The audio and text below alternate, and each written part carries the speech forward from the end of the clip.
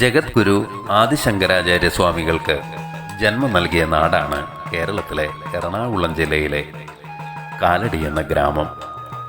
അദ്വൈത നഭോമണ്ഡലത്തിലെ അനശ്വര താരങ്ങളുടെ മഹനീയ സമൂഹത്തിൽ അസുലഭമായ അഗ്രിമസ്ഥാനത്തിന് ഉടമയാണ് ആചാര്യസ്വാമികൾ. തൃശൂർ വടക്കുന്നാഥനെ ഭജിച്ച് പിതാവായ ശിവഗുരുവും മാതാവായ ആര്യാമ്പയും നേടിയെടുത്ത മഹാപുണ്യം. ശ്രീ മഹാദേവന്റെ അവതാരം തന്നെയാണ് ആചാര്യസ്വാമികൾ എന്നാണ് വിശ്വസിക്കപ്പെടുന്നത്.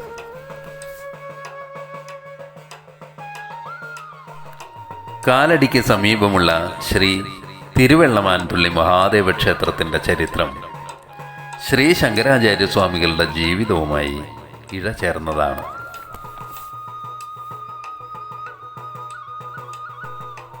സന്ധ്യാദീപ്തി തെളിയുമ്പോഴാണ് മനോഹരമായ ഈ ഗ്രാമത്തിൽ കാലുകുത്തിയത്. അകലെ നിന്നേ കാണാം മറ്റൂർ കുന്നിൻ്റെ മുകളിൽ പ്രതിഷ്ഠിതമായ ഈ മനോഹര ക്ഷേത്രം. തികഞ്ഞ ശാന്തതയുടെ രംഗസ്ഥലി. ആൽത്തറയും അനേക പടവുകളും കടന്ന് ക്ഷേത്രം മതിൽക്കകത്ത് പ്രവേശിക്കും മുമ്പേ നവസ്ഥലിയിലേക്ക് ഉയർന്നു നിൽക്കുന്ന ധ്വജസ്തംഭം കണ്ണിൽപ്പെട്ടു.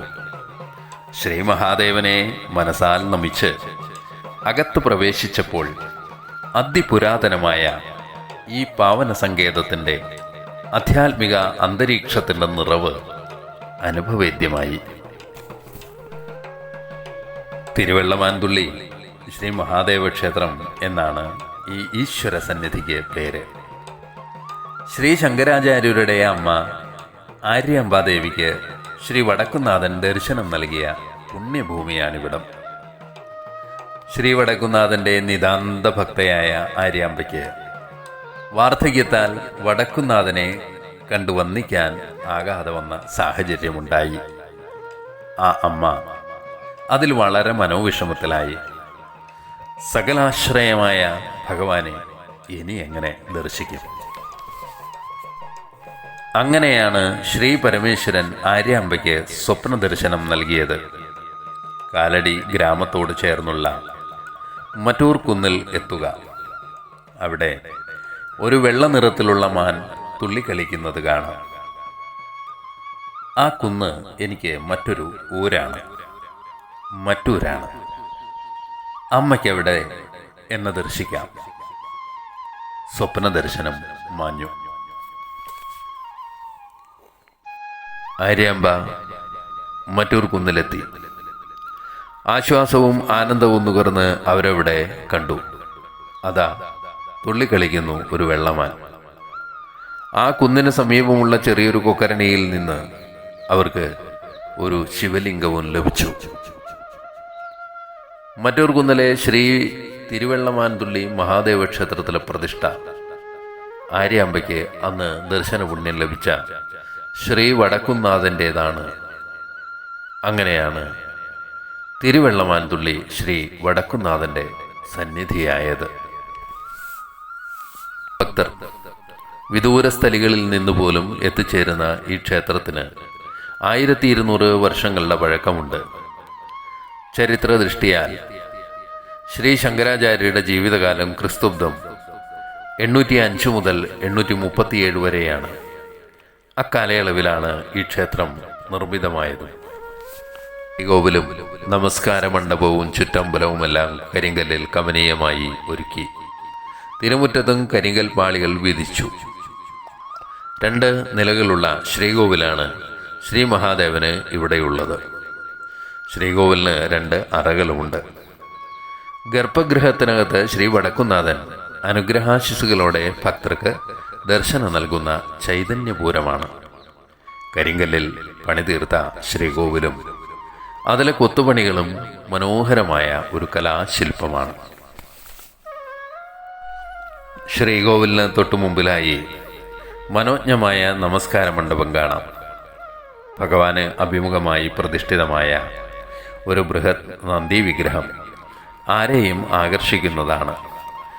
മണ്ഡപത്തിൻ്റെ മച്ചിലാകട്ടെ മരത്തിൽ കൊത്തിയെടുത്ത ചാരുതയാർന്ന ശില്പങ്ങളും വിശാലമായ തിരുമുറ്റവും ചുറ്റമ്പലവും തിടപ്പള്ളിയും കണ്ട് പ്രദക്ഷിണം വച്ചെത്തുമ്പോൾ വലിയമ്പലത്തിൽ ശാസ്താവിനെയും ഗണേശനെയും വന്ദിക്കാം.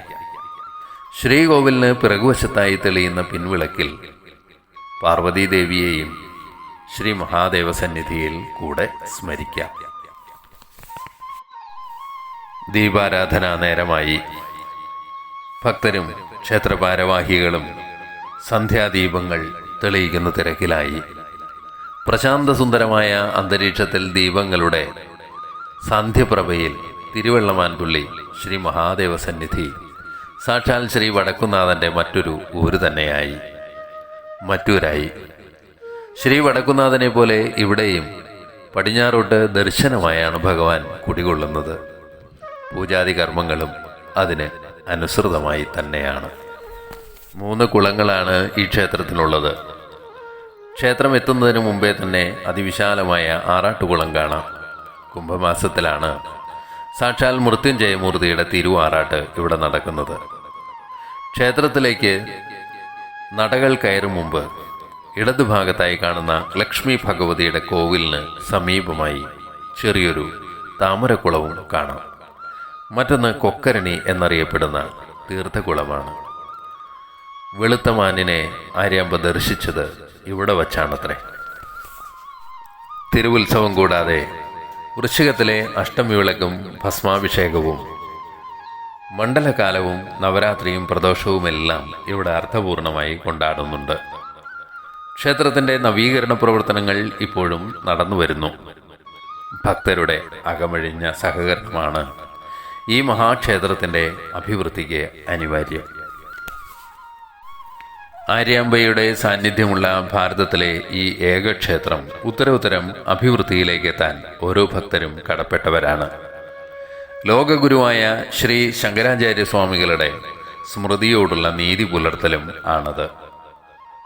കൊച്ചി ഇൻ്റർനാഷണൽ എയർപോർട്ടിൽ നിന്നും കാലടി ടൗണിൽ നിന്നും 3 കിലോമീറ്റർ സഞ്ചരിച്ചാൽ തിരുവെള്ളമാൻ തുള്ളിയിലെത്താം.